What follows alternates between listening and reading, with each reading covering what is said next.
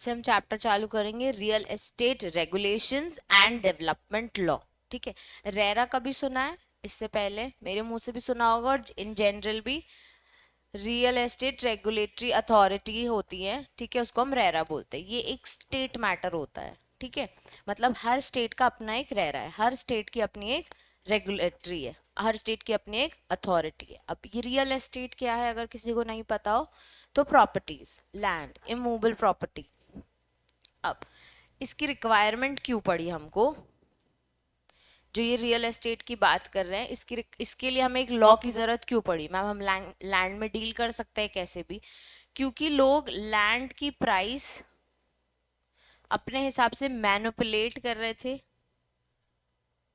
ठीक है, तो अगर किसी को बिल्डिंग लेनी है, अगर किसी को फ्लैट लेना है, अगर किसी को बिल्डिंग बनानी है, तो आप कहीं पे भी ये बिल्डिंग नहीं बना सकते।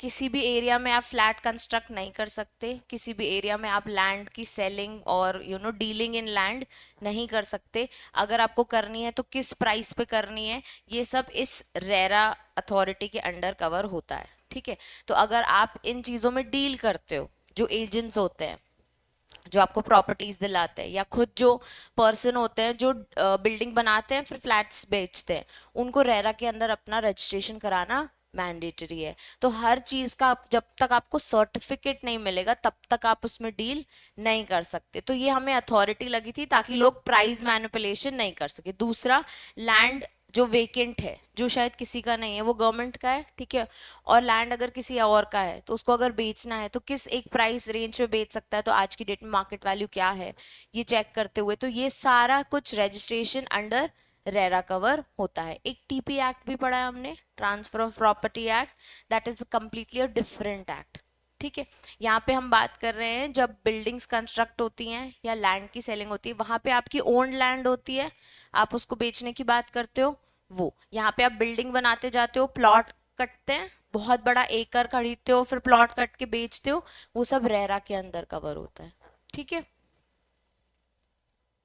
इसमें हम देखेंगे registration of real estate projects, फिर एजेंट्स कौन होते हैं, उनके क्या फंक्शंस हैं, प्रमोटर, इसमें एक वर्ड टर्म देखेंगे हम, प्रमोटर। प्रमोटर कौन होता है? रेरा के अंदर नहीं, कंपनी लॉ के अंदर फाउंडर आप बोलते हो, लेकिन रेरा के अंदर वो पर्सन जो डील करता है, ठीक है, प्लॉट बिल्डिंग ये सब बेचने करने में, तो जो ओनर होता है ऑफ दीज, उनको हम बोलते हैं प्रमोटर, और जो खरीदता है उसको हम बोलते हैं अलॉटीज। ठीक है, तो यहाँ पे इस एक्ट के अंदर दो टर्म हम पढ़ेंगे, प्रमोटर और अलॉटी। ऑब्लिगेशन, फिर राइट ऑफ अ अलॉटी, जो एक्चुअल में आपसे प्रॉपर्टी खरीद रहा है। फिर establishment of real estate regulation authority, ये होते हैं रेरा। और उसके बाद इसका एपेलेट ट्रिब्यूनल, मतलब अथॉरिटी के अगेंस्ट आपको जाना है तो एक ट्रिब्यूनल भी हमने बना दिया, उसके अगेंस्ट जाना हो तो सुप्रीम कोर्ट, जो हम हर एक्ट में देख रहे हैं। इंपॉर्टेंट है, what is the objective of a act. तो जो रियल एस्टेट रेगुलेशन एक्ट है उसका मेन ऑब्जेक्ट है to regulate and promote real estate sector. अब मुझे तुम बताओ कि अगर हमने रियल एस्टेट सेक्टर को प्रमोट किया, और आज की डेट पे हम बहुत ज़्यादा सुन रहे हैं रियल एस्टेट जबलपुर में बहुत हो गया है, दिल्ली वगैरह में बहुत पहले से है, तो इससे हमारी कंट्री को या हम जैसे लोगों को क्या फ़ायदे हैं? डेवलप्ड होगी और इंफ्रास्ट्रक्चर आएगा, सही प्राइस पता चलेगा, पर ये सेक्टर को इम्प्रूव करने से क्या प्रॉब्लम? मतलब प्राइस तो चलो ठीक है, वो तो रेगुलेशन अथॉरिटी, इसलिए तुम्हें प्राइस पता चलेगा। ये सेक्टर इम्प्रूव होने से हमारा क्या फायदा है? बेटर इंफ्रास्ट्रक्चर है, और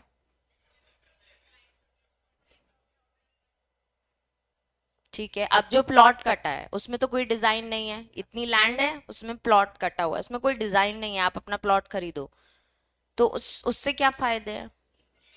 इन्वेस्टमेंट्स, जीडीपी, इकोनॉमी हमारी इंप्रूव हो रही है। ठीक है, इंफ्रास्ट्रक्चर से राइट थिंग कि अगर फ्लैट्स वगैरह बनेंगे तो हमारे लिए एक अच्छी लिविंग स्पेस बनेगी।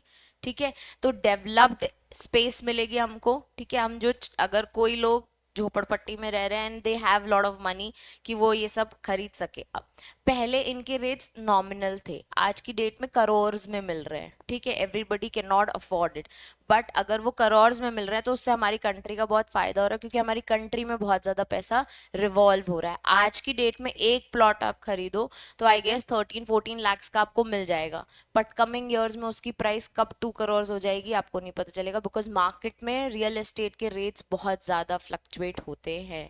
ठीक है, और मैक्सिमम टाइम्स इंक्रीज ही होते हैं। पहले लोग गोल्ड में इन्वेस्ट करते थे, फिर लोग आ गए share securities, now have people have coming up with कि save money and invest in real estate. ठीक है, अब तो इस एक्ट का मतलब था कि हमें रियल एस्टेट सेक्टर को इम्प्रूव करना है। तो जितना हमारे पास वेकेंट लैंड था, जो फॉरेस्ट एरिया था, तो जहां हम डिफॉरेस्टेशन ना करने के मतलब जहां हमारे पास क्लियर एरिया है उसको हम खरीद सके और फिर सबको उसमें इन्वेस्टमेंट्स कर सके, तो हम एरिया अपना इम्प्रूव कर सके। To ensure sale of plot, apartment और बिल्डिंग, ठीक है, तीनों चीजें, sale of plot, apartment as the case में बी, और sale of real estate projects in an efficient and transparent manner, कि कोई भी किसी को भी प्राइस मैनिपुलेशन करके या बुद्धू बना के भी प्रॉपर्टी ना बेचे, इसलिए हमने ये एक्ट बनाया है। To protect the interest of the consumer in real estate sector, अभी तक जितने एक्ट्स हमने पढ़े हैं सब में एक कोर ऑब्जेक्टिव था इंटरेस्ट ऑफ द कंज्यूमर्स या interest of the clients, anything customers, सब में हमने ये चीज पढ़ी है। तो एक और ऑब्जेक्ट जो हर जगह पढ़ा है वो कि इंटरेस्ट ऑफ द कंज्यूमर्स, दूसरा सेल बड़ा ट्रांसपेरेंट और एफिशिएंट मैनर में हो सके, तीसरा रियल एस्टेट सेक्टर प्रमोट हो सके। जैसे कंपटीशन में देखा था कंपटीशन प्रमोट हो, कंज्यूमर में भी देखा था ट्रेड प्रमोट हो, अनफेयर प्रैक्टिसेस ना हो, और फिर हमने लीगल मेट्रोलॉजी में भी देखा था कि मेजर वेट्स एंड मेजर्स में इंटरेस्ट ऑफ द कंज्यूमर्स आए, इसमें भी हम वही देख रहे हैं, इंटरेस्ट ऑफ द कंज्यूमर्स। ठीक है,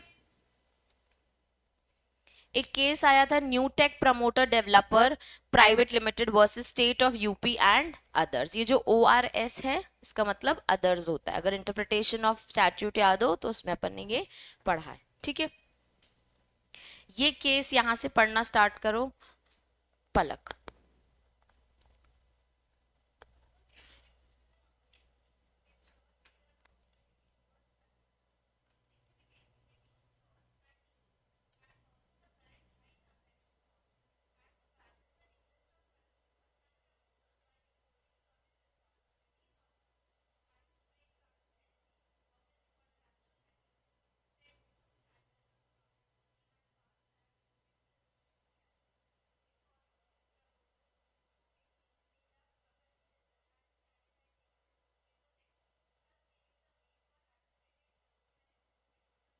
बस देखो 9 पॉइंट्स मैंने मार्क किया एज एन ऑब्जेक्ट। इस एक्ट के अंदर उन्होंने 9 ऑब्जेक्ट्स क्रिएट कराए हैं। ठीक है, पहला ग्रेटर अकाउंटेबिलिटी टूवर्ड्स कंज्यूमर्स, मतलब कंज्यूमर को पता हो और कंज्यूमर के साथ राइट चीज हो, and he will be always unaccountable towards the price of the real estate sector. दूसरा significant reduce fraud and delays. हमने एक कंपटीशन एक्ट में एक केस देखा था DLF का, वो बिल्डिंग्स बनाते जा रहे थे और टर्म्स एंड कंडीशंस चेंज कर दी, तो रेरा इस चीज को पकड़ के उसकी पूरी बिल्डिंग कैंसिल कर सकता है और उन सबको कॉम्पनसेशन पे करने को बोल सकता है जिन जिन ने वो प्रॉपर्टी खरीदी थी। ठीक है, तो फ्रॉड एंड डिलेज अलाउड नहीं है। Also current high transaction cost भी अलाउड नहीं है। वही कि प्राइस जो है एक प्लॉट की अगर 13 लाख कॉस्ट है, आप उसको बोल रहे हो ये 2 करोड़ की है, तो ये नहीं हो सकता, इसमें रिड्यूस करो, हाई ट्रांजैक्शन कॉस्ट नहीं डाल सकते आप। ठीक है, मतलब गलत तरीके से फ्रॉड एंड डिलेस तरीके से हाई ट्रांजैक्शन कॉस्ट नहीं कर सकते। वो 2 करोड़ का है तो 2 करोड़ का डालो। मार्केट में लिखा हुआ है कि 1 एकड़ कितने में बेचेगा, इतना ब्लॉक कितने में बेच सकते हो आप, वही। फिर है balance the interest of the consumers and promote certain responsibilities on the both, मतलब सेलर और बायर यानी प्रमोटर और अलॉटी दोनों की अपनी अपनी जगह पे रिस्पॉन्सिबिलिटीज बनती हैं। तो ये एक्ट में एक और ऑब्जेक्ट आया कि दोनों अपनी रिस्पॉन्सिबिलिटीज फुलफिल करें। फिर transparency of the contractual conditions, set minimum standards of accountability and a fast track dispute resolution mechanism. Fast track dispute resolution mechanism यानी उन्होंने रेरा बना दिया, एक अथॉरिटी बना दिया, एपलेट ट्रिब्यूनल बना दिया कि अगर आपस में डिस्प्यूट्स है तो आपके ये चीजें रिजॉल्व यहाँ के थ्रू हो जाएगी। It also proposed to induct professionalism and standardization in sector. Last, paving the way of accelerated growth and investment in long run. जो तुमने मुझे बताया कि रियल एस्टेट सेक्टर को इम्प्रूव करने से मैम बहुत ज़्यादा इन्वेस्टमेंट्स बढ़ने लगेंगे, बहुत ज़्यादा ग्रोथ होने लगेगी। तो एक वन मोर ऑब्जेक्ट जो यहाँ पे उन्होंने कवर किया है। ठीक है, तीन मेंशन करके सेकेंड पैराग्राफ में you can bring about these 9 points also. ठीक है, डिपेंड्स व्हाट मार्क्स, 3 मार्क्स में तो वो 3, 5 में तो यू हैव टू इलेबोरेट, और केस के साथ यू कैन इलेबोरेट कि एक केस में ये 9 ऑब्जेक्ट्स भी कवर हुए थे, इंट्रोड्यूस्ड हुए थे।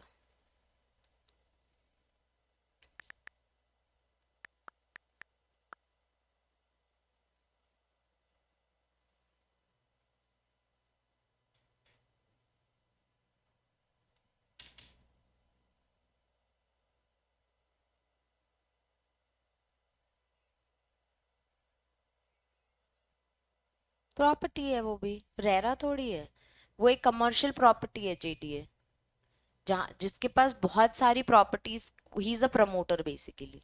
ठीक है, जिसके पास बहुत ज्यादा प्रॉपर्टीज का कंट्रोल है। तो अगर तुम्हें कहीं पे प्लॉट चाहिए, तुम जेडीए की प्रॉपर्टी खरीद रही हो, ऐसा होता है। हाँ।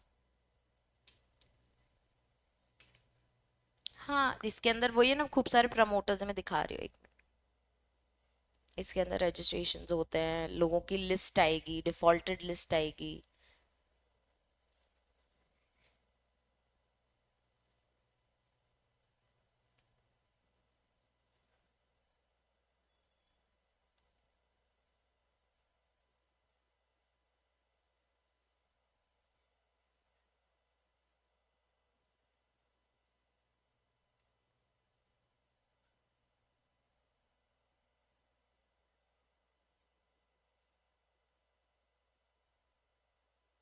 तुम लोग अपने अपने फोन्स उठाओ।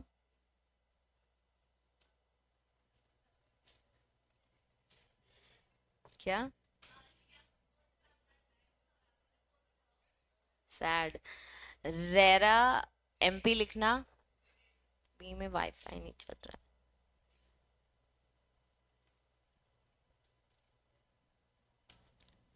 हाँ, वो तो भोपाल में है, बता रहे हैं।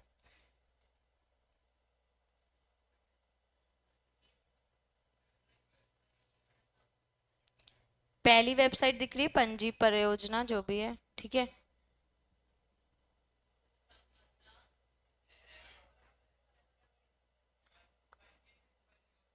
आई थिंक वेबसाइट का कुछ एरर है, उनका पोर्टल नहीं चल रहा है, कभी कभी मेंटेनेंस। खुल गया? ठीक है।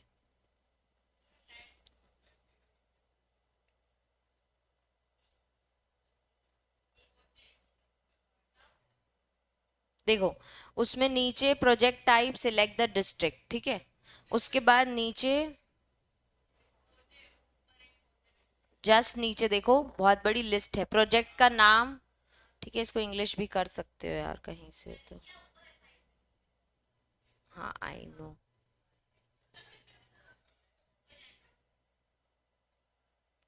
Shri Narayan group housing cooperative society limited एक कंपनी है, उनके प्रोजेक्ट का नाम है एमपी रविंद्रनाथ, ये भोपाल में है। विड्रॉल अप्रूवल, यहाँ पे देखो उसके स्टेटस है इन प्रोग्रेस विद, ये रिजेक्टेड प्रोजेक्ट है, ये इन प्रोग्रेस, ये विदाउट विड्रॉल अप्रूवल, मतलब उन्होंने अप्रूवल को विड्रॉ कर रखा है। ये पूरी लिस्ट दी हुई है, टोटल 5,880 एंट्रीज है उसमें।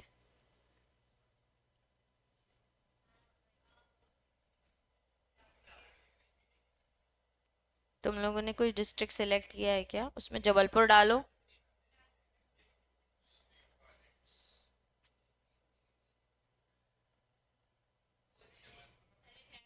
देखो, जब सिर्फ डिस्ट्रिक्ट सिलेक्ट करो, नीचे लिस्ट है, रुद्राक्ष पार्क, सिग्मा टाउन सुना होगा, अभी अभी इंस्टा में भी बड़ी ऐड आ रही है सिग्मा टाउन की, ठीक है। Nirvana Home, Seasons, Jasuja City extension,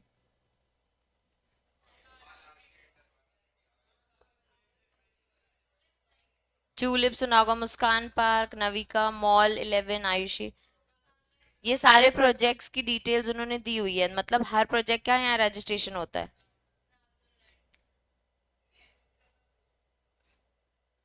list है, कहीं पे भी ना कहीं ना दिखाई देगा।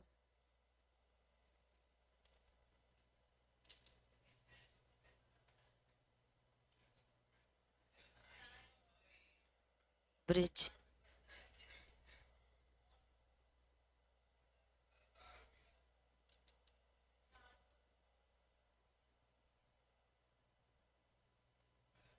राजुल की बहुत सारी प्रॉपर्टीज है तो जो कंप्लीट होगा। Yes.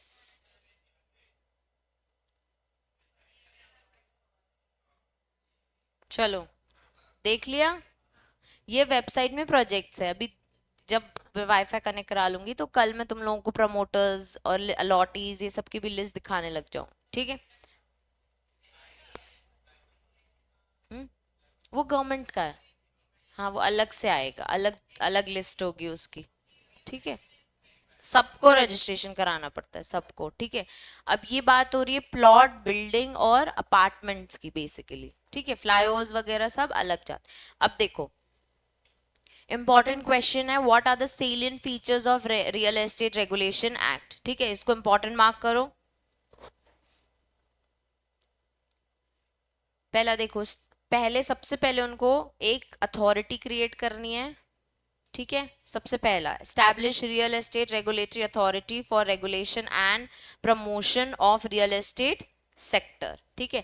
Ensure sale of plot, apartment of building as the case में भी, या प्रोजेक्ट जो भी होगा, in an efficient transparent manner. ये हमने ऑब्जेक्ट में भी पढ़ा था। तो पहले होगी अथॉरिटी, उसके बाद सेल, सेकेंड पॉइंट, ठीक है। Third point, protect the interest of the consumers. तो मैम हमने ये भी ऊपर ऑब्जेक्ट, वही है ना, सेलियंट फीचर्स तो होंगे ही ना यार, कम ऑन। उसके बाद स्पीडी डिस्पोजल रिड्रेसल आपको बनाना है, मतलब वही डिस्पोजल डिस्प्यूट मैकेनिज्म। उसके बाद regulate transaction between buyer and promoter of residential real estate projects. तो जो ट्रांजैक्शंस होंगे वो आपके रेरा के थ्रू ही होंगे। उसके बाद बताऊंगी ना आगे, ठीक है। Real estate level, establish state level regulatory authorities, real estate regulatory authorities RERA. जैसे हमने रेरा एमपी देखा, वैसे गुजरात, महाराष्ट्र, सब जगह का अपना अपना एक रेरा है, मतलब हर जगह की अपनी एक अथॉरिटी है। तो स्टेट वाइज आती है ये। उसके बाद residential real estate projects with some exceptions need to be registered with RERA. मतलब जितनी आप प्रॉपर्टीज बनाते हो, कि फ्लैट की बिल्डिंग है, अपार्टमेंट्स हैं, ड्यूप्लेक्सेस है, सबको रजिस्ट्रेशन होना जरूरी है। कुछ एक्सेप्शंस हैं, वो जब हम नीचे देखेंगे जैसे जैसे टॉपिक्स आए। प्रमोटर्स कैन नॉट बुक और offer these projects for sale without registering them. मतलब बिना रेरा के अंडर रजिस्टर किए आप कभी भी कोई भी प्रॉपर्टी की सेल नहीं कर सकते। Agents dealing with these project also need to register with RERA. तो जब कल वाईफाई चलने लगेगा तब दिखाऊंगी एजेंट्स का रजिस्ट्रेशन होता है, प्रमोटर्स का registration, we the allottees can check everything. अब लेकिन हर प्रोजेक्ट के लिए ना उनका लॉग इन आईडी होता है, तो वो अपने पास नहीं है अभी, तो I can not log in, पर हमें बेसिक चीजें मिल जाएंगी।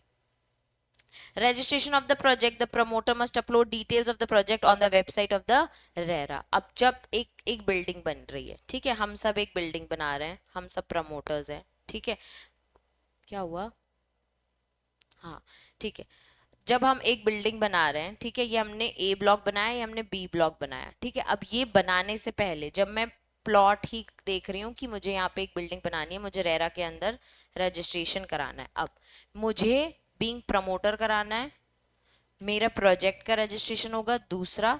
तीसरा, मैं जितने एजेंट्स रखूंगी इसको बिकवाने के लिए, उनको भी इसमें रजिस्ट्रेशन कराना पड़ेगा। अब जैसे जैसे ये प्रोजेक्ट बनता जाएगा, तो ये बेस हो गया, तो मुझे कमेंसमेंट सर्टिफिकेट देगा, ठीक है, रेरा, कि आप you can now start the project, ठीक है। फिर मुझे कंप्लीशन सर्टिफिकेट भी मिलेगा, oh project is completed as per the requirement. फिर मुझे एक ऑक्यूपेंसी सर्टिफिकेट मिलेगा, नाउ पीपल कैन अक्वायर, मतलब now people come and stay, आप ऑक्यूपाई कर सकते हो अपने फ्लैट। तीन चार टाइप के सर्टिफिकेट्स हैं। अब एक बात और, कि जब मैं प्रोजेक्ट स्टार्ट करूँ, मुझे हर चीज रेरा की वेबसाइट पे बार बार अपलोड करनी पड़ेगी, कि now this has been done, modular kitchen has been done, washrooms का ये हो गया है, टैप्स लग गए हैं सारे, लाइटिंग का काम हो गया, हर चीज अपडेट करनी पड़ती है, ठीक है। उसके बाद अगर मैंने एक टाइमलाइन दिया है रेरा को कि ये प्रोजेक्ट मैं 3 साल में खत्म कर दूंगी, तो मुझे 3 साल में खत्म करना पड़ेगा। अगर 3 साल में खत्म नहीं हुआ तो कुछ पेनाल्टी नहीं, गवर्नमेंट उसे अपने हैंड में ले लेती है प्रोजेक्ट, देयर 3-4 थिंग्स अपने हैंड में ले लेती है, या किसी और ऐसे पर्सन को जो शायद रिस्पॉन्सिबल हो, और वो प्रोजेक्ट टाइमलाइन पे खत्म कराती है। अलॉटीज का कहीं पे भी नुकसान नहीं होना चाहिए, इसलिए ये अथॉरिटी बनाई गई है। अगर सफिशिएंट कॉज हो तो वो आपको आगे टाइमलाइन दे सकती है, पर जनरली आप उस टाइम पे खत्म करो प्रोजेक्ट को, नहीं तो रेरा वो चीज को हटवा देती है। ठीक है, इधर वो बिल्डिंग आपकी हटवा देगी, पर ऑफ कोर्स अलॉटीज ने पैसे लगाए हैं, पीपल मस्ट हैव अपने घर बेच के रेंट पे रह रहे होंगे कि 3 साल में घर बने, और वो 7 साल लगा दे तो अलॉटी का नुकसान ही है। इसलिए रेरा बैठी है कि उसको 3 साल में खत्म करवा के ही रहेगी। Flyover doesn't come under RERA. हम प्लॉट, अपार्टमेंट और बिल्डिंग की बात कर रहे हैं, फ्लाईओवर की बात नहीं कर रहे हैं हम। गवर्नमेंट प्रोजेक्ट्स की बात कर रहे हैं, but when it comes to property जहां पे आप लोगों को स्टे करने दे रहे हो, अपार्टमेंट दे रहे हो, बिल्डिंग बना रहे हो, वो सब की बात कर रहे हैं, होटल्स बना रहे हो, वो सब की बात कर रहे हैं। ठीक है, फ्लाईओवर की बात हम नहीं कर रहे। These include the site of layout plan and schedule for completion of real estate projects. Amount collected from buyers for a project must be maintained in a separate bank account and must only for the use of construction of that project. The right to legal representation on behalf of the client by company secretary, chartered accountant and cost accountant legal practitioner. RERA में भी हमारे लिए business है। imposes stringent penalty on the promoter, real estate agent or prescribed imprisonment। तो promoter और agents पे penalties भी लग सकती है, और stringent मतलब strict पेनाल्टी। ठीक है, अब ये पॉइंटर्स अभी याद करो, पहले मेरी बात सुनो। सबसे पहला पॉइंट है कि रेगुलेशन एक अथॉरिटी बनेगी, यानी रेरा बनेगा। दूसरा पॉइंट है कि आप अगर सेल वगैरह कर रहे हो प्लॉट, अपार्टमेंट या बिल्डिंग की, तो एफिशिएंट और ट्रांसपेरेंट मैनर। तीसरा पॉइंट है protection of interest of a consumer. चौथा स्पीडी डिस्प्यूट रिड्रेसल मैकेनिज्म बनेगा। फिर ट्रांजेक्शन्स को रेगुलेट करेगा बिटवीन बायर एंड सेलर्स या प्रमोटर्स। उसके बाद स्टेट लेवल पे रेगुलेशन अथॉरिटी ये बनाएगा। उसके बाद है कि भाई जो भी प्रोजेक्ट है उसको रजिस्ट्रेशन कराना है। फिर है कि आप प्रमोटर आप भी रजिस्टर हो, एजेंट आप भी रजिस्टर हो। थर्ड, फिर उसके बाद है कि जो भी आपका प्रोजेक्ट है उसकी डिटेल्स आपको टाइम टू टाइम वेबसाइट पे अपलोड करनी पड़ेगी। आपने अपना साइट लेआउट पूरा प्लान भी अपलोड करना है। तो 2-3 और शेड्यूल ऑफ कब कंप्लीशन होगा। फिर जो भी अमाउंट आप कलेक्ट करोगे सेपरेट बैंक अकाउंट में आपको डालना है। उसके बाद लीगल रिप्रेजेंटेशन के लिए कौन कौन है? लीगल प्रैक्टिशनर और कॉस्ट अकाउंटेंट। और last, strict stringent penalty on promoter and agents. ठीक है, अब एक बार खुद से सारे पॉइंटर्स डिलीट करो, बहुत इंपॉर्टेंट क्वेश्चन है रेरा में।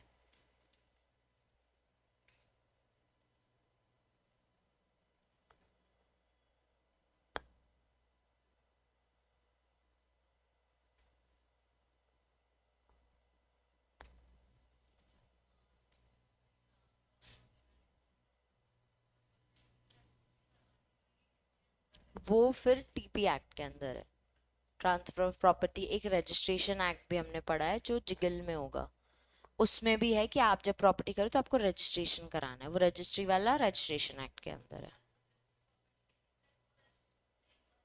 सब कुछ रेरा, रजिस्ट्रेशन एक्ट, सब एक्ट्स में कवर होगा। जैसे एक प्लॉट आपने कटाया तो आप रेरा में रजिस्टर करो, आपने खरीदा रजिस्ट्री जाके रजिस्ट्रेशन एक्ट के अंदर कराओ, ऐसा। Every act is connected here and there, registration act and ये सब इसके साथ कनेक्टेड है। ठीक है,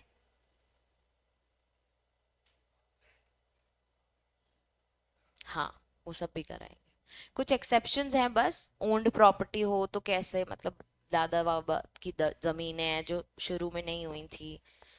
हाँ, एग्रीकल्चर लैंड्स पर बहुत पुराने परदादा की है, तब तो रह रहा था नहीं, कि अभी एक्ट आया है।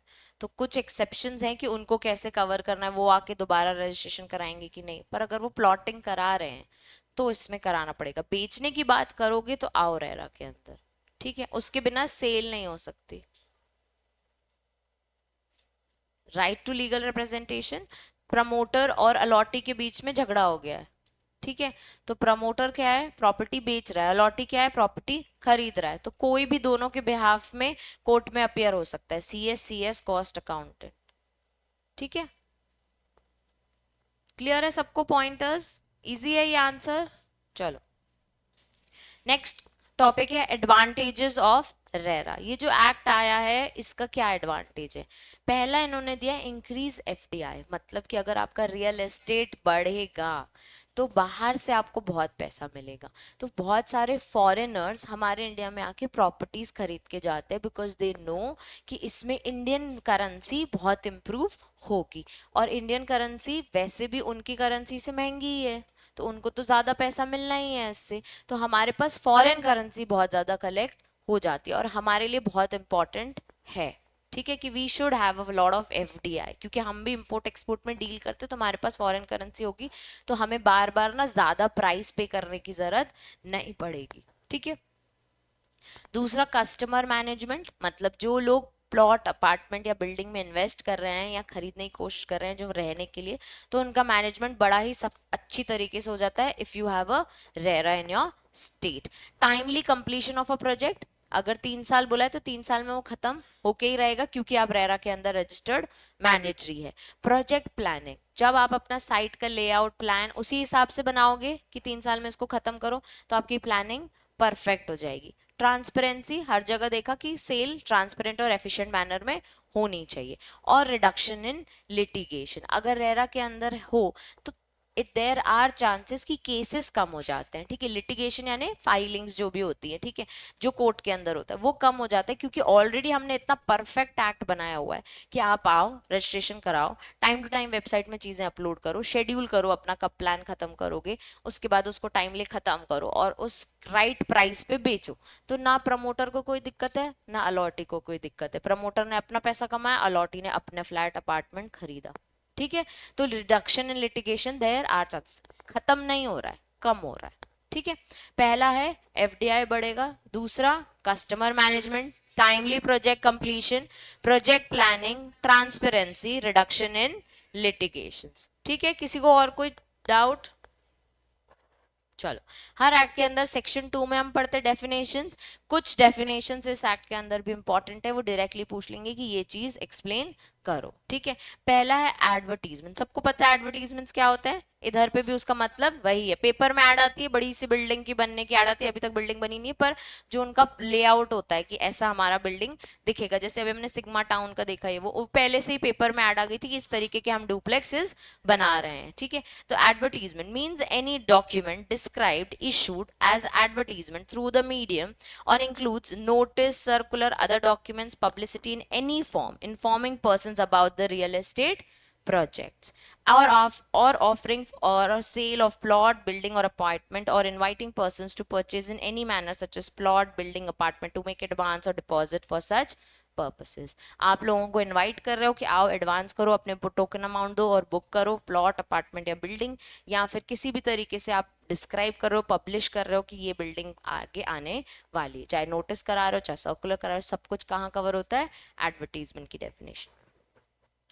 अग्रीमेंट टू सेल कुछ नहीं, ऐसा अग्रीमेंट जो प्रमोटर और अलॉटी के बीच में होगा, जैसे डीएलएफ में अग्रीमेंट हो रहा था कस्टमर्स और डीएलएफ के ओनर के बीच। अलॉटी, बार बार वर्ड सुन रहे थे, अलॉटी, ठीक है, इसका मीनिंग मैं बता चुकी हूँ, इसका लिखा है in relation to real estate projects means a person to whom a plot, apartment और बिल्डिंग एज द केस में बी हैज बीन अलॉटेड, यानी जो बायर होते हैं, ठीक है।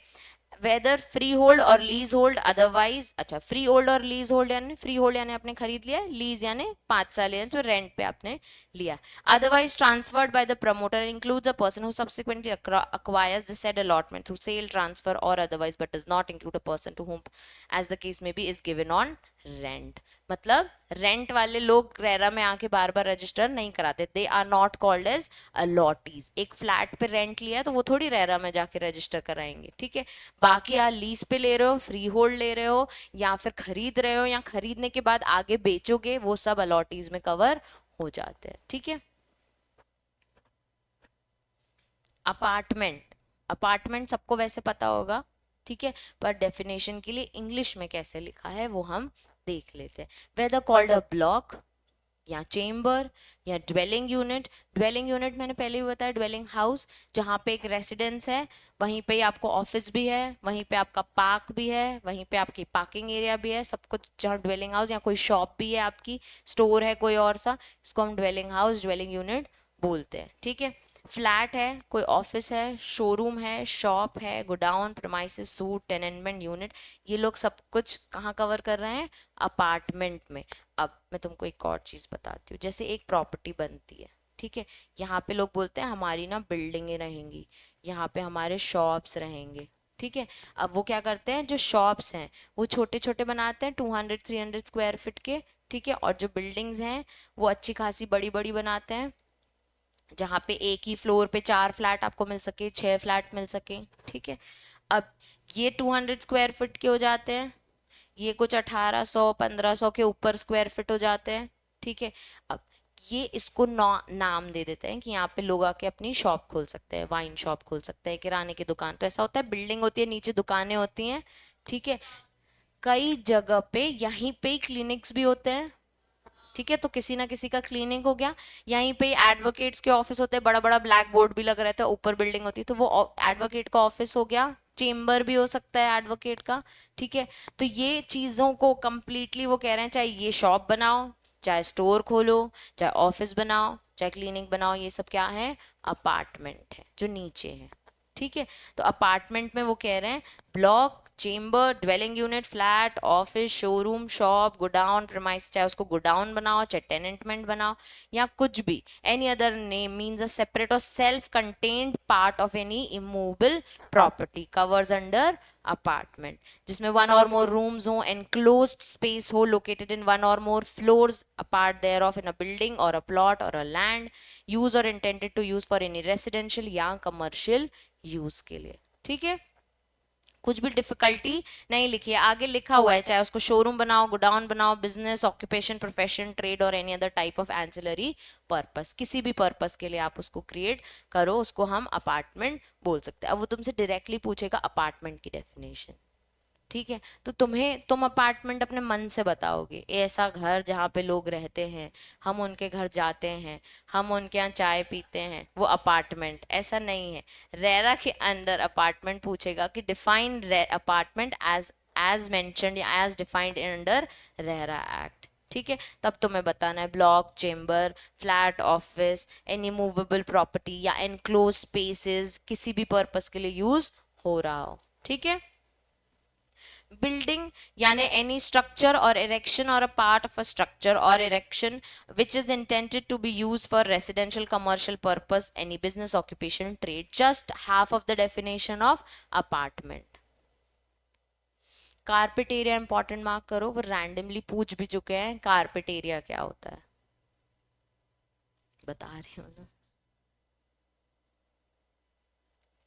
नेट यूजेबल, हाँ, जो ये पूरा हमारा कारपेट एरिया बोलते हैं, शार्क टैंक में भी वो पूछते हैं कि तो आपकी फैक्ट्री का कितना एरिया, तो वो बताते हैं कि कारपेट एरिया या फ्लोर एरिया हमारी फैक्ट्री का इतना है, ठीक है, क्योंकि आउटर एरिया भी कवर हो जाता है, ठीक है। Net usable floor area of an apartment excluding an area covered by external walls area, service में बता देती हूँ, देखो ये एक घर है, ठीक है, यहाँ पे एक वॉशिंग एरिया है जहाँ मम्मी लोग बर्तन धुलवाती हैं, ठीक है, यहाँ पे भी कपड़े धुलते हैं, यहाँ पे बालकनी है जहाँ पापा चाय पीते हैं, ठीक है, कपड़े भी सूख जाते हैं, ठीक है।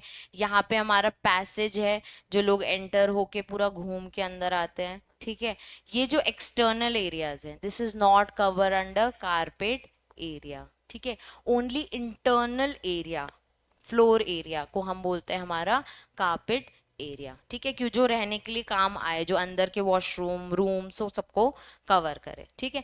Net usable floor area of an apartment excluding the area by the external walls area under service shaft excluding balcony or veranda area and exclusive open terrace area but includes the area covered by internal partition of the walls or apartment. partition यानी rooms की partition होती है, ये room बंद, ये room बंद, तो ये सब भी carpet area में cover हो रहा है, लेकिन बाहर की balcony, washing area, ये सब carpet area में cover नहीं हो रहा है। अगर washing area आपका अंदर है तो carpet area में होगा, लेकिन बाहर है तो फिर वो cover नहीं होगा, ठीक है, समझ आया। carpet area important मार्क करो। कमेंसमेंट सर्टिफिकेट मैंने बताया था कि जब भी आप एक प्लॉट पे कुछ भी बिल्डिंग स्टार्ट करोगे तो आपको रेरा से क्या लेना है, कमेंसमेंट सर्टिफिकेट। तो मींस द सर्टिफिकेट और अ बिल्डिंग परमिट और construction permit by whatever name called issued by competent authority to allow and permit the promoter to begin the development works on an immovable property as per the sanctioned plan। तो जब आपको चालू करने के लिए मिलेगा तो कमेंसमेंट सर्टिफिकेट, जैसे कारपेट एरिया पड़ा वैसे ही कॉमन एरिया होता है। अब जब फ्लैट है, ये बड़ी सी बिल्डिंग है, first floor, second floor, third floor, fourth floor, ठीक है। अब यहाँ सब रहते हैं, ठीक है, अपने अपने फ्लोर्स में। अब इन सब के लिए कॉमन एरिया क्या होगा? लिफ्ट होगी, पार्किंग होगी, सबकी अपनी अपनी पार्किंग होगी, पर काइंड ऑफ कॉमन एरिया, ठीक है। अब पार्क अगर अंदर सोसाइटी के है, पूल, जिम और टेरेस सबका होगा। इन सब के लिए कॉमन एरिया होगा, गार्ड सबका कॉमन होगा, गेट सबका कॉमन होगा। तो एरिया अगर हम देखें तो जितना भी नीचे का एरिया है जो आपके घर, आपके फ्लैट के अलावा है, वो आप सबके लिए क्या है? Common area.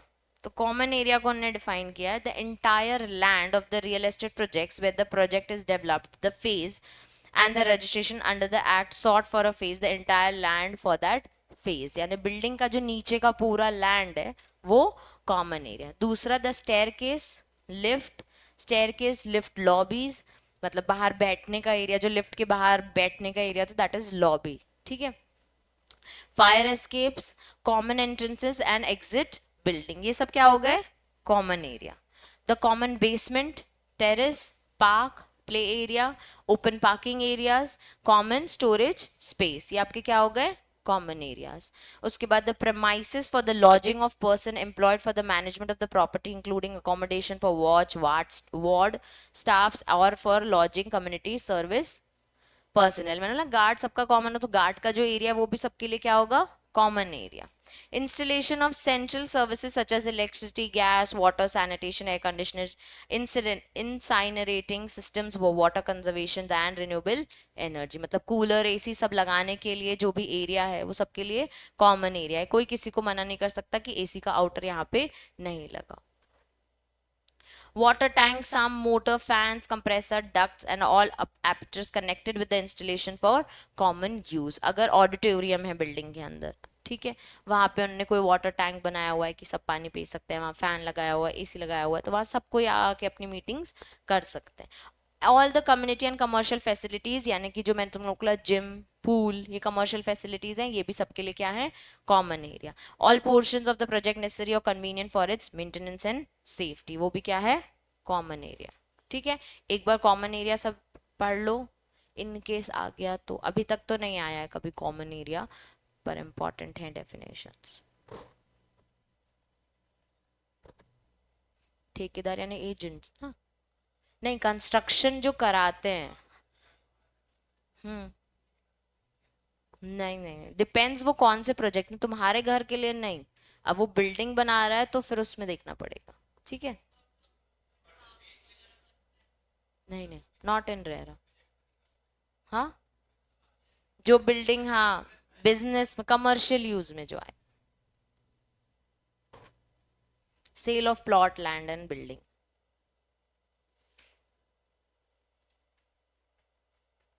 क्यों हंसी आ रही है?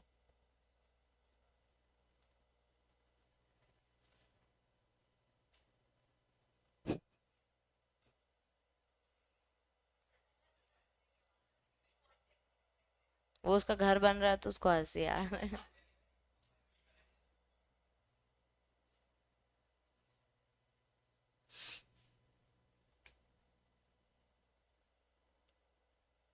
बस 10 दिन में तुम लोगों का माहौल है, 9 ही दिन है।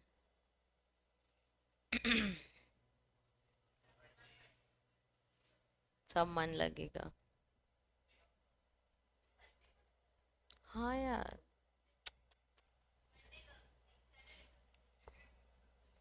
चलेंगे 2 बजे के बाद।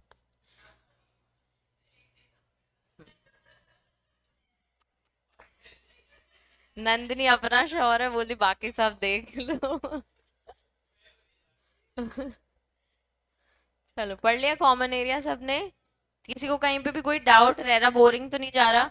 समथिंग न्यू टू नो कि ये सब क्या कवर करने की क्वेश्चन? बोरिंग नहीं है, इंटरेस्टिंग है, this something new to know. Definitions are always little boring when it comes to learning of definitions, but they are very important paper के perspective से, ठीक है। कंपनी, कंपनी मतलब हमको पता है, कंपनीज एक्ट के अंदर जो रजिस्टर्ड होती है तो उसमें लिखा है corporation establish under any central act और स्टेट एक्ट या डेवलपमेंट अथॉरिटी और पब्लिक अथॉरिटी किसी गवर्नमेंट ने अगर उसको अपने बिहाफ में बनाया हो तो, ठीक है, उसको इन लोग कंपनी बोलते हैं। हम कंपनीज एक्ट के अंदर कंपनी से उसको बोलते हैं जो private limited, public limited, section 8 OPC ये सब हो, प्रोड्यूसर कंपनी। लेकिन रेरा के अंदर वो लोग जो किसी एक्ट के अंदर रजिस्टर्ड, वो भी, या फिर गवर्नमेंट ने खुद ने अपनी कोई अथॉरिटी क्रिएट की, उसको हम कंपनी बोलेंगे। Competent authority means any local authority या अथॉरिटी क्रिएटेड और established under any law for time being in force, जिसको हम अप्रोप्रिएट गवर्नमेंट बोलते हैं, जो रेरा के अंदर हमारी रहेगी। ठीक है। कंप्लीशन सर्टिफिकेट, जैसे कमेंसमेंट पढ़ा वैसे ऑब्वियसली कंप्लीशन सर्टिफिकेट भी होगा। मींस द कंप्लीशन और सच the certificate by what ever name called issued bye competent authority certifying that real estate project has been developed according to the sanction plan, layout and specification is approved by the competent authority under local laws। तो जैसा तुमने plan था, जैसा तुम्हारा schedule था, जैसा तुम्हारा layout था, उसके हिसाब से तुम्हारा प्रोजेक्ट कंप्लीट हो चुका। इंटरनल डेवलपमेंट वर्क्स, इसमें आ जाते हैं तुम्हारे road, footpath, water supply, sewer, drain, parks, tree planting, street, ये बेसिकली बिल्डिंग के आसपास जो डेवलपमेंट्स हो रहे हैं, एक बार रीड कर लेना। ठीक है। लोकल अथॉरिटी यानी municipal corporation, municipality and panchayat, ये हमको पता है। ऑक्यूपेंसी सर्टिफिकेट, तो तीनों सर्टिफिकेट्स को इंपॉर्टेंट मार्क करना, कमेंसमेंट, कंप्लीशन और ऑक्यूपेंसी। ऑक्यूपेंसी यानी such other certificate whatever name called issued by the competent authority permitting occupation of any building as provided under laws which has been providing for civic infrastructure such as water, sanitation and electricity. इसमें बोल रहा है कि अब आप उसको occupy कर सकते हो। अब देखो 3 सर्टिफिकेट्स हो गए, ठीक है, कंप्लीशन, ऑक्यूपेंसी और कमेंसमेंट। ठीक है। अब एक बात और सुनो कि तीनों सर्टिफिकेट में वो यही बोल रहे हैं, मींस जैसे कमेंसमेंट सर्टिफिकेट है, मींस कमेंसमेंट सर्टिफिकेट या such other name as may be called issued by any competent authority. पहली लाइन सबकी यही है, फिर जिस भी रीजन से वो आपको मिल रहा हो। ठीक है। पर्सन की डेफिनेशन हर एक्ट में होती है, उसमें भी देख लो, individual, HUF, company, firm, competent authority, association of persons or cooperative society. Planning area means an area or development area, local planning area or regional development plan area, यानी कि एक प्लॉट जिसपे आपने प्लान करना है कि इस पे हम क्या बनाएंगे। तो इधर पे हम बिल्डिंग बनाएंगे, इधर पे हम पूल बनाएंगे, इधर पे हम गार्डन बनाएंगे, इधर पे हम पार्किंग बनाएंगे। ये सारी चीजें क्या हो गई, ये पूरा एरिया है जहां पे आप प्लान करोगे कि कहाँ पे क्या होगा। ठीक है। अप्रोप्रिएट गवर्नमेंट को इंपॉर्टेंट मार्क करो।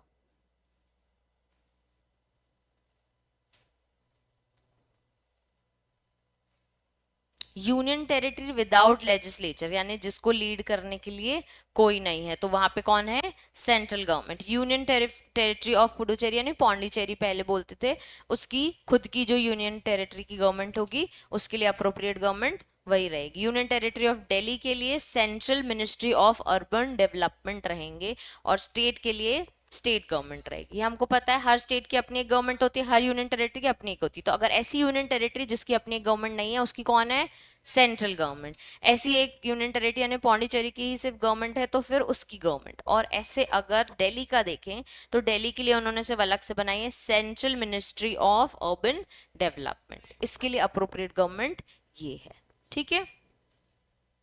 रिस्पॉन्सिबिलिटीज एक बार रीड कर लेना कि ये अप्रोप्रिएट गवर्नमेंट का क्या है, रूल्स बनाएंगे, स्टैब्लिश करेंगे हर जगह रह रहा अथॉरिटी, एपलेट ट्रिब्यूनल बनाएंगे, ठीक है, जो भी चीज होगी नोटिफाई करेंगे, अब ऑफिसर्स एम्प्लॉयज अपॉइंट करेंगे। एक बार इसको रीड कर लेना।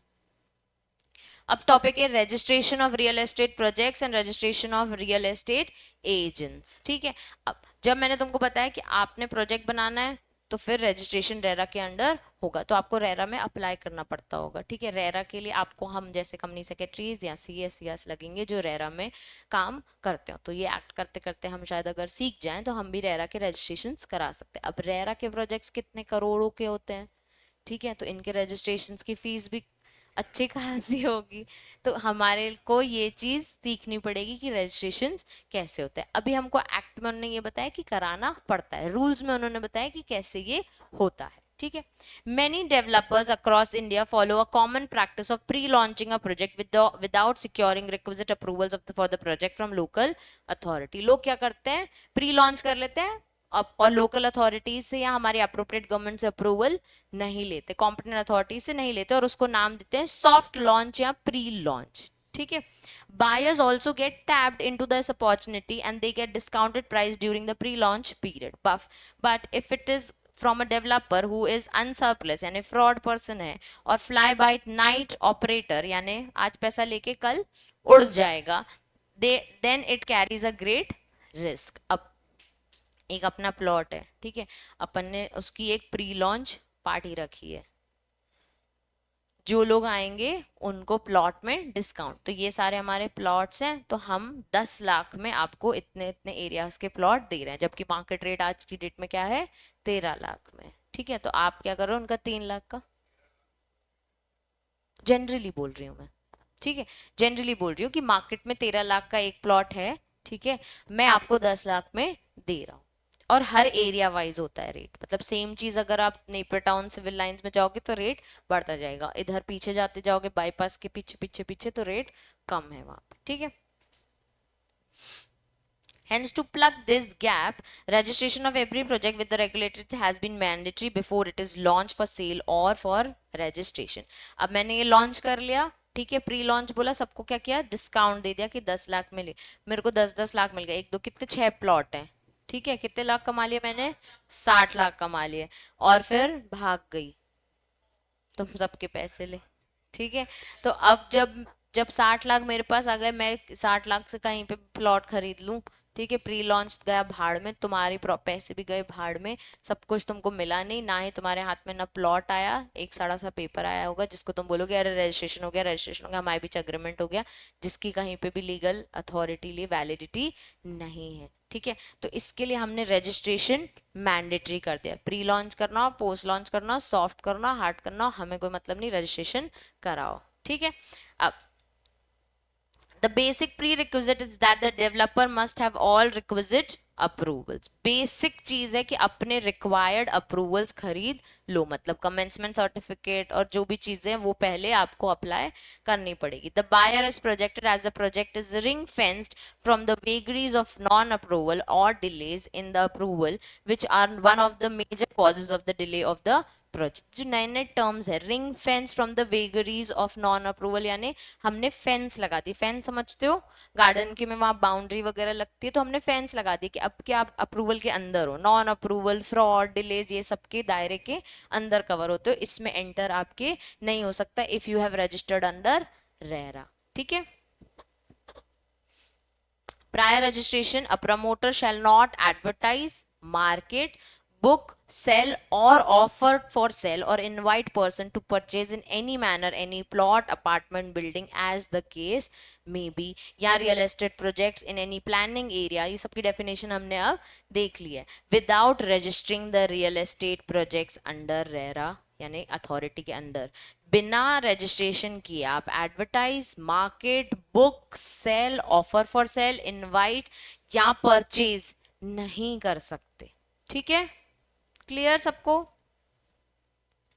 इतनी देर से मैम प्रमोटर प्रमोटर सुन रहे हैं, प्रमोटर कौन है आखिर ये, अब प्रमोटर की डेफिनेशन इंपॉर्टेंट मार्क करो।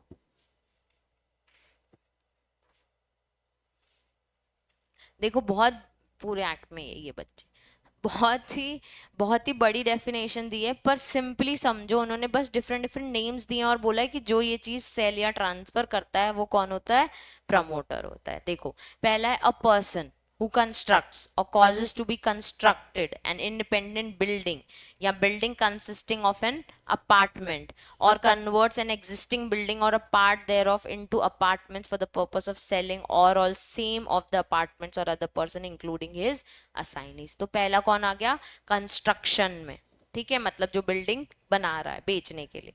अब जो इस चीज को लैंड को डेवलप करता है, मतलब एक पूरी ग्रास भरी हुई लैंड है, उसको पूरा साफ किया, उस पर खाद वाद हटा दिया, सब पूरा क्लीन किया उसको, उस पर ऑब्वियसली पूरा वो पूरा गाड़ी वाड़ी लगा के पूरी मिट्टी निकाली और उसको एक अच्छा रोड बनाया ताकि प्लॉट कटिंग हो सके। तो जिस पर्सन ने डेवलप्ड की है लैंड को, whether or not the person also construct structures on any of the plots, मतलब उस पे कुछ कंस्ट्रक्शन नहीं कर रहा, सिर्फ प्लॉट कट के बेच रहा है, purpose of selling to other person or some of the plots it said project whether with or without structures, मतलब कुछ प्लॉट में स्ट्रक्चरिंग कर दी है, कुछ प्लॉट में नहीं करी है, जैसे भी जो पर्सन क्या करता है डेवलप करता है वो भी कौन होता है, promoter. any development authority or public body in respect of the lottees, building, apartment, as the case may be, construction by such authority or body or owned by them or placed at their disposal by the government. अब इसमें इनमें government cover हो गई, ठीक है.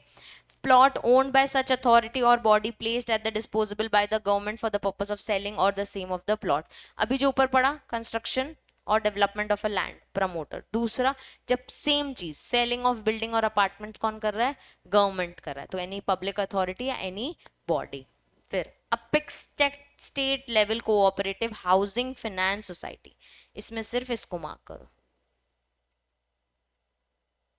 And a primary cooperative housing society, ठीक है. तो अब कोऑपरेटिव हाउसिंग सोसाइटीज को भी प्रमोटर बोला जाता है. Construct apartments or building for its members in respect of allottees or such apartments or building. Same चीज आ गई, लेकिन नाम कौन हो गए? State level apex cooperative housing society या primary cooperative housing society. Any other person, last कौन आ गए? जो himself is a builder, coloniser, contractor. अब आ गए तुम्हारे contractors, developers, estate developers, by any other name or claims by acting or holding of power of attorney from the owner of the land on which the building or apartment construction हो रहा है, या development of a land for basically sale. ये याद रखना, जब ये चीज बेचने के लिए कर रहे हो तब ही वो प्रमोटर है, ठीक है. क्योंकि हमने पहले भी पढ़ा था transaction between buyer and promoter. तो कोई भी पर्सन जो बिल्डर, कंस्ट्रक्टर, कॉलोनाइजर, कॉन्ट्रैक्टर होंगे वो भी कौन है? प्रमोटर है. Such other person who constructs any building or apartment for sale to the general public, वो भी कौन है? प्रमोटर. मतलब मैं देखो ना कॉन्ट्रैक्टर हूं ना ही मैं बिल्डर हूं, लेकिन मैंने एक बिल्डिंग बनानी है और सबको बेचना है, तब भी उस टाइम के लिए मैं प्रमोटर रहूंगी. मेरा क्योंकि ये रोजाना काम धंधा नहीं है, लेकिन एक बार मैंने ऐसा करना है, तो उस टाइम के लिए मैं प्रमोटर रहूंगी. अब देखो 6 पॉइंट है. पहला जो कंस्ट्रक्ट करता है, दूसरा जो डेवलप करता है, तीसरा जो गवर्नमेंट में आ जाता है, ठीक है. चौथा कोऑपरेटिव हाउसिंग सोसाइटी. पांचवा अदर पर्सन जो बिल्डर, कॉलोनाइजर, कॉन्ट्रैक्टर, ये सब है. लास्ट जो जनरल पब्लिक को सेल करता है, एक ही बार कोई बिल्डिंग या कंस्ट्रक्ट कर रहा है, उसको भी प्रमोटर में डालते हैं. सारे लूप होल्स हटाने के लिए वो डेफिनेशंस को इतनी एप्टली डिफाइन करते हैं. एक बार गो थ्रू करो अभी.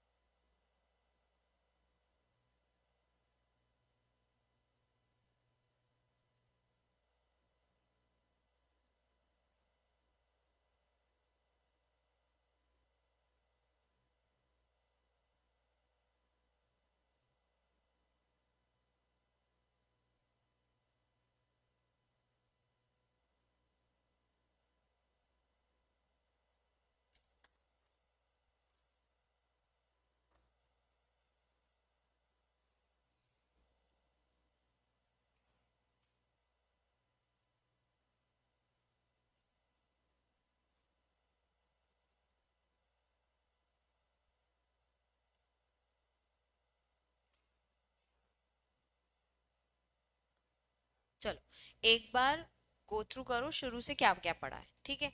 तो क्या होगा कि बहुत सारा सारा हो गया तो दिमाग से वो ना हो जाए. सबसे पहले हमने देखा ऑब्जेक्टिव्स, ठीक है. 3 ऑब्जेक्ट है: ट्रांसपेरेंट, एफिशिएंट मैनर, प्रमोट करो रियल एस्टेट सेक्टर को, और last protect the interest of a consumer. फिर हमने एक केस देखा. केस का नाम क्या है? Newtech promoters developer private limited versus state of UP and others. तो न्यूटेक और स्टेट ऑफ यूपी याद रखना, ठीक है. इसमें 9 उन्होंने ऑब्जेक्ट्स, 8 या 9 मान लो, ठीक है. 8 ऑब्जेक्ट्स उन्होंने बताए हैं, ठीक है. Accountability of the consumers, reduce fraud and delay, current high transaction, ठीक है. फिर interest of the consumers, promote certain responsibility of the both उसके बाद ट्रांसपेरेंसी, मिनिमम स्टैंडर्ड्स में सब कवर हो जाए, डिस्प्यूट रेजल्ट, फास्ट ट्रैक, और इन प्रोफेशनलिज्म, स्टैंडर्डाइजेशन और acceleration investment and growth in long run. फिर हमारे लिए बहुत इंपॉर्टेंट है सेलियंट फीचर्स, जिसमें हमने देखा अथॉरिटी बनाओगे, सेल को देखोगे, ठीक है, कि ट्रांजैक्शन एफिशिएंट और interest of the consumer, speedy disposed reversal, transaction between buyer and promoter, धीरे धीरे। फिर स्टेट लेवल रेरा अथॉरिटी बनाएंगे हम, ठीक है।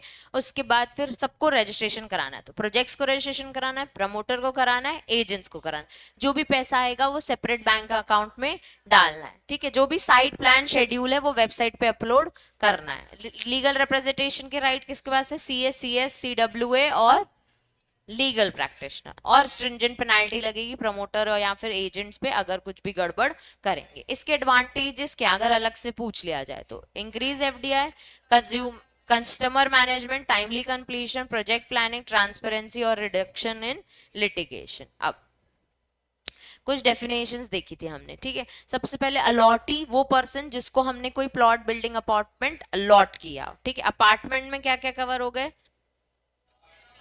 Block, chamber, dwelling unit, office, showroom, किसी भी पर्पस के लिए, किसी भी ऑक्यूपेशन के लिए, किसी भी प्रोफेशनल के लिए, किसी भी ट्रेड के लिए इसको कहा एनक्लोज स्पेसेस होंगी जिसमें, ठीक है। उसके बाद कारपेट एरिया में वो एरिया सारा इंटरनल एरिया, ठीक है। नेट यूजेबल फ्लोर एरिया, लेकिन इससे सारे एक्सटर्नल सर्विस शाफ्ट सब हटा के, जिसमें बैल्कनीज, बरामदा सब हटा के, ठीक है। फिर कमेंसमेंट सर्टिफिकेट कि आपने प्लान स्टार्ट कर लेना है। फिर कॉमन एरिया में आ जाते हैं entire land, stair cases, lift, parking areas, जितने भी आपके पार्क हैं, लॉजेस हैं, लिफ्ट्स हैं, कमर्शियल पर्पस के लिए जितना भी जो आपका स्टाफ है उसका एरिया है, water tanks area, installation of central services. जब आप कोई भी बिल्डिंग में एंटर होते हो सबके ब्लॉक बने होते हैं ऐसे, एक कभी देखा हो तो, अगर जैसे बिल्डिंग के लिफ्ट के बाहर ब्लॉक्स बने होते हैं खूब सारे, वो हर एक फ्लैट का इंडिविजुअल इलेक्ट्रिसिटी का बोर्ड होता है, ठीक है। क्योंकि आपकी इलेक्ट्रिसिटी आप कितनी यूज हो रहे हो वो नीचे बना होगा, तो वो सब भी कॉमन एरिया में कवर होगा। फिर हमने ऑक्यूपेंसी पर्सन, प्लानिंग एरिया की डेफिनेशन देखी। अप्रोप्रिएट गवर्नमेंट की इंपॉर्टेंट है, जहां पे लेजिस्लेचर नहीं है यूटी में तो सेंट्रल गवर्नमेंट, जहां पे है जैसे पुडुचेरी में है तो फिर पुडुचेरी वहां की यूनियन टेरिटरी गवर्नमेंट। दिल्ली में सिर्फ central ministry urban development, state में स्टेट गवर्नमेंट। फिर हमने रजिस्ट्रेशन देखा, मैंडेटरी है, तो प्री लॉन्च, सॉफ्ट लॉन्च कुछ भी करना हो उससे पहले क्या करना है? रजिस्ट्रेशन करना है, ताकि लोगों के साथ फ्रॉड या डिले ना हो। फिर हमने प्रमोटर की डेफिनेशन देखी, जिसमें जो कंस्ट्रक्ट करता हो, डेवलप करता हो, गवर्नमेंट के यहाँ state level, apex, cooperative housing society है, या फिर कोई भी पर्सन जो building construct general general purpose से करता है, जेन्युइनली इसमें ही डील करता हो, ठीक है। अब हम आ जाते हैं real estate project. Real estate projects में देखो कौन कौन चीजें हैं।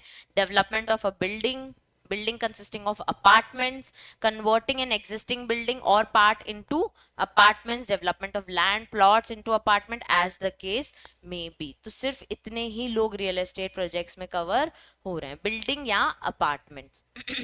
फिर पर्पस ऑफ सेलिंग और सम काइंड ऑफ अपार्टमेंट्स और प्लॉट्स और building as the case may be includes common areas, development works, improvements and structures and all easement rights and appurtenances belonging there to, ठीक है। ये सब चीजें कहाँ है? अपार्टमेंट्स में, जो हमारे यूज के लिए है, बेसिकली घर, शॉप्स, जितने भी हमारे ईजमेंट राइट्स हैं वो सब। ईजमेंट राइट्स में वो हमने देखा था राइट टू लाइट, एयर, सब कुछ कवर होता है।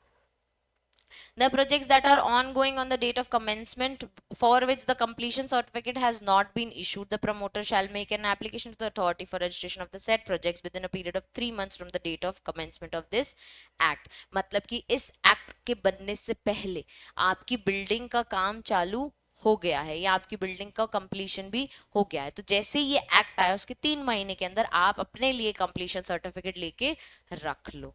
क्लियर है? तो ये बेसिकली उन प्रोजेक्ट्स के लिए जो इस एक्ट के बनने से पहले चल रहे थे। तो क्या इस एक्ट के बनने से पहले फ्लैट्स, अपार्टमेंट्स नहीं थे?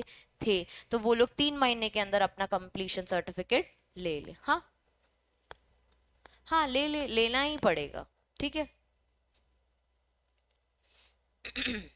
Projects exempt from the ambit of the act, कौन लोगों को रेरा के अंदर रजिस्ट्रेशन नहीं कराना है? The following projects do not require to be registered under the act. Area of land proposes to be developed does not exceed 500 square feet meter. तो रेरा के अंदर बताओ 500 स्क्वायर फीट मीटर है, खुश रहो, ठीक है। या number of apartments propose to be development does not exceed 8 inclusive of all phases. Phase 1 phase 2 होते हैं ना, सब मिला के कितने भी फेज बनाओ सिर्फ 8 ही अपार्टमेंट है आपके उसमें, ठीक है। फेज 1 फेज 2 समझते हो, एक बिल्डिंग के अंदर ए ब्लॉक बी ब्लॉक लिखते हैं, वैसे फेज 1 फेज 2 होता है एक्चुअली वो, ठीक है। तो मेट्रो सिटीज में ब्लॉक नहीं लिखते वो लोग, फेज 1 फेज 2 ही लिखते हैं। सब मिला के अगर आप सिर्फ 8 अपार्टमेंट बना रहे हो, ठीक है, तो फिर रजिस्ट्रेशन कराने की जरूरत नहीं है, ठीक है। तो 500 और 8 अपार्टमेंट, ये दो नंबर याद रखना। तो अगर आपका लैंड एरिया कितना है 500 स्क्वायर फीट, उसमें से प्लॉट बेचने की बात करो, इतना सा है 500 स्क्वायर फीट, ठीक है, उसमें से लैंड बेचने की बात करो, प्लॉट बेचने की बात करो, रेरा में रजिस्ट्रेशन कराने की जरूरत नहीं है। whether the promoter has received the completion for a real prior to the commencement of this act, तो भी कोई ना कोई अथॉरिटी होगी, रेरा नहीं होगी तो कोई ना कोई अथॉरिटी होगी। ये एक्ट बनने से पहले आपके पास पहले से कंप्लीशन सर्टिफिकेट, तो दोबारा रजिस्ट्रेशन कराने की जरूरत नहीं है। For the purpose of renovation repair redevelopment which does not involve marketing advertisement selling or new allotment of any apartment plot building as the case में भी अंदर रियल एस्टेट प्रोजेक्ट्स। मतलब मैंने कहा फ्लैट की बिल्डिंग बना ली, अब मुझे बस थोड़ा बहुत रेनोवेशन करना है, पेंट करना है, ठीक है, रिपेयर करना है कि बिल्डिंग से एक साइड कुछ टूट रहा है तो वो बनवाना है, तो हर बार रजिस्ट्रेशन कराने की जरूरत नहीं। अगर उसमें मार्केटिंग एडवर्टीजमेंट न्यूली कुछ आपने नया फेज ही बना दिया, एक और बिल्डिंग बना, तो फिर रेरा में रजिस्ट्रेशन कराने की जरूरत है। अब इंपॉर्टेंट, कौन से प्रोजेक्ट्स एग्जेम्प्ट हैं? 500 स्क्वायर फीट का लैंड एरिया एग्जेम्प्ट है, 8 अपार्टमेंट्स इंक्लूडिंग ऑल फेजेस, ठीक है। ऑलरेडी आपने कंप्लीशन सर्टिफिकेट ले लिया था before the commencement of this act. और लास्ट, रिपेयर रेनोवेशन करो जिसमें मार्केटिंग एडवर्टीजमेंट पब्लिशिंग कुछ भी नहीं है। कमेंसमेंट ऑफ द एक्ट, ये लॉ आने से पहले आपने कंप्लीशन सर्टिफिकेट किसी ना किसी अथॉरिटी से ले लिया है, ठीक है। क्लियर है सबको? Application for registration of real estate projects, ठीक है। अब जब भी तुमने रियल एस्टेट बनाना है तो किस तरीके से अप्लाई करना है कि इसको सर हमारा रजिस्ट्रेशन करवा दो। सबसे पहले देखो, every promoter shall make an application to the authority for registration in such form manner as may be prescribed। कैसा? application has to file an application for registration with RERA in prescribed form along with the prescribed fees and documents। document में क्या क्या आ गया?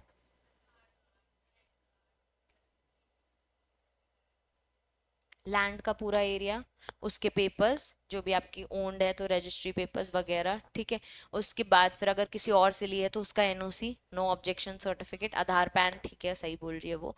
उसके अलावा आपका site का layout, schedule, सारे डॉक्यूमेंट्स, ठीक है। कहाँ पे क्या बन रहा है सब कुछ, एवरीथिंग चाहिए, ठीक है। पाइपलाइन कहाँ से जाएगी, वाटर एरिया कहाँ होगा, वॉशरूम किस साइड होंगे, एवरीथिंग वो लेआउट में सब दिखता है, क्या क्या फेसिंग होगा, कितना कितना एरिया वो कवर करता है। लेआउट कभी अगर देखा हो तुम लोगों ने कभी तो उसमें सब कुछ मेंशन, हाँ, पूरे लाइंस लाइंस होते हैं, white lines, blue lines, pink lines, सब लाइंस होते हैं कि ये एंट्री होगी, वो पूरा हमको सबमिट करना पड़ेगा, ठीक है।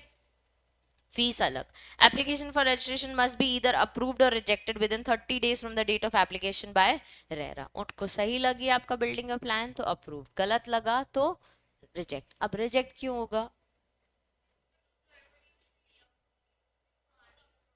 तो उसमें मॉडिफिकेशन हो सकते हैं ना, प्रॉपर डॉक्यूमेंटेशन ही तो मांग सकता है वो डॉक्यूमेंटेशन। और भाई बीच रोड में बिल्डिंग बनाने की बात करोगे और रजिस्ट्रेशन कराओगे तो रिजेक्ट। ऐसे एरिया में जहाँ पे घर वर नहीं होने चाहिए, अब पूरा बार एरियाज है, ठीक है, ठीक है, वहां पे घर रखने की कोई जरूरत ही नहीं है, वहां पे लोग आते हैं पार्टी करते हैं, आए दिन गाड़ी आती है, तो ये एरियाज में आप अपार्टमेंट नहीं बनाओ, उनको सही नहीं लगेगा तो रिजेक्ट। मैन्युफैक्चरिंग यूनिट्स है जहाँ पे फैक्ट्रीज है, वहां घर होने की जरूरत नहीं है, रिजेक्ट। ऐसी जगहों पे वो रेरा के प्रोजेक्ट्स बनाने नहीं देंगे। On successful registration, the promoter of the project will be provided with registration number, a login ID and password for the application। मैंने बोलता हमेशा रेरा के अंदर लॉगिन होता है, तो जैसे ही रजिस्ट्रेशन होगा आपको अपना एक लॉगिन आईडी पासवर्ड मिल जाएगा, ठीक है। ये अभी पढ़ो कि क्या डॉक्यूमेंट्स होते हैं, इतने सारे हैं। प्रिस्क्राइब फॉर्म यानी जो भी रूल्स में प्रिस्क्राइब, यानी रूल्स में जो फॉर्म दिया हुआ है वो आपको भरना है। मेंशन्ड, प्रिस्क्राइब का मतलब होता है मेंशन्ड।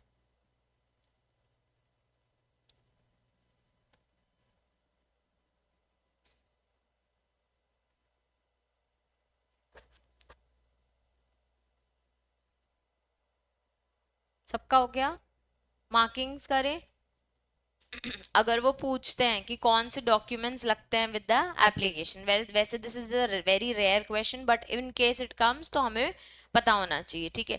तो पहला brief details of the enterprise, जिसमें address, type of the enterprise मतलब पूरा कंपनी का डिटेल, ठीक है। Brief details of the project, कितने साल में बनेगा, एवरीथिंग। उसके बाद ऑथेंटिकेटेड कॉपी, जहां जहां आपको अप्रूवल्स मिले उसकी कॉपी आपको देनी पड़ेगी। सैंक्शन प्लान, लेआउट, स्पेसिफिकेशंस, ये हमने देखा है हर जगह, ये तो आपको पहले देना पड़ेगा।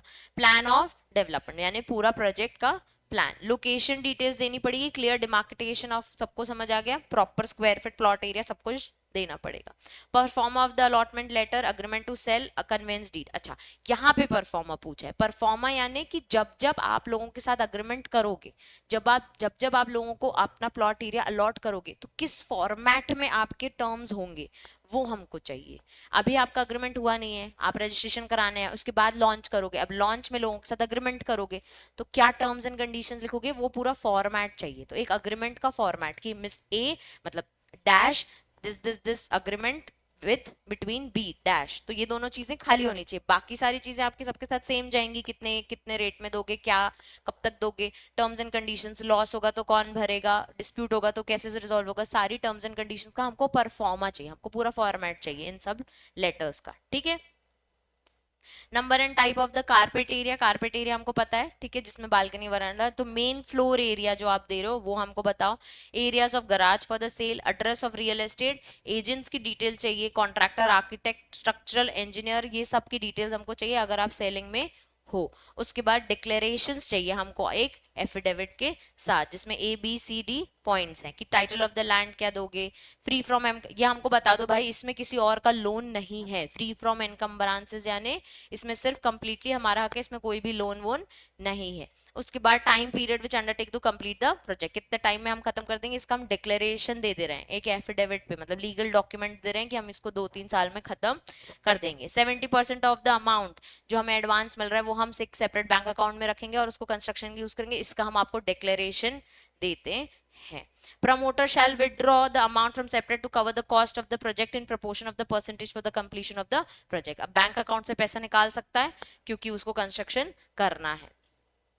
उसके बाद है the amount from separate shall be withdrawn by the promoter after it is certified by the engineer, architect and chartered accountant in practice, withdrawal in the percentage of the, मतलब जैसे पूरा पैसा सेपरेट बैंक में ना फिर withdraw कर लो जब इन लोग सर्टिफाई कर दे कि हाँ इंजीनियर ने बोला है ये पैसा इसके लिए लगेगा, लेके आओ, ये पैसा यहाँ पे लाइटिंग लगाने के लिए लगेगा, लेके आओ, आर्किटेक्ट ने बोल दिया डिजाइनिंग के लिए इतना पैसा लगेगा, तो विड्रॉ कर सकते हो जी।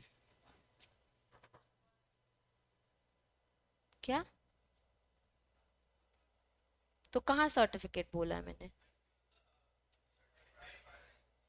हाँ पूछ लो, अगर उन्होंने बोला है कि आप ले सकते हो तो आपको करना ही पड़ेगा ना। तो एक बार में वो ऐसे थोड़ी ये 2-2 रुपए या थाउजेंड्स में बात करते, सब करोड़ों में ही बात करते कि लाखों में तो निकालने ही पड़ेंगे। हर बार आपको वो बोल रहा है कि एक बात कि आपको कंस्ट्रक्शन के लिए पैसा आप निकाल सकते हो, दूसरा अगर आपके इंजीनियर, आर्किटेक्ट या फिर आपका कॉन्ट्रैक्टर आपको बोलता है कि पैसा निकालो तो वो सर्टिफाई कर देगा, तो आपको पैसा तब भी निकालना पड़ेगा। आप अपनी इच्छा से भी निकाल सकते हो कि मुझे रेत मिट्टी गिट्टी सब लेनी है, ठीक है, दूसरा आपके इंजीनियर और इन सब ने बोला भाई हमको ये और लगेगा, तो फिर से निकालो ना। तो उनका सर्टिफिकेशन था कि सर फिर से बोला पैसा निकालने को तो हमने निकाला, ठीक है।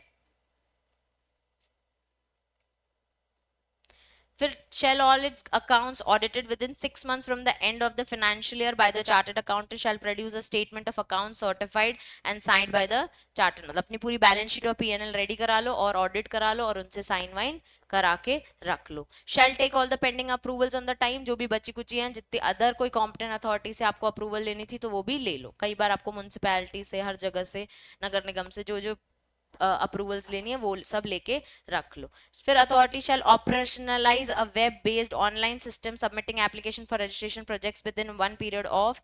अब जब रेरा में रजिस्ट्रेशन हो गए तो आप इसमें ऑपरेशंस कर सकते हो। अभी जैसे अपन को इतने सारे प्रोजेक्ट्स दिख रहे थे, now we can enter create our login सिग्मा में फ्लैट चाहिए, उसकी पूरी डिटेल्स हमको मिल जाएंगे और हम उसमें ऑनलाइन सब ये सब काम कर सकते हो। तो 1 साल में उसने ये ऑपरेशंस चालू करा देने हैं कि भाई लोग आके इसमें खरीद बेच सके। ठीक है,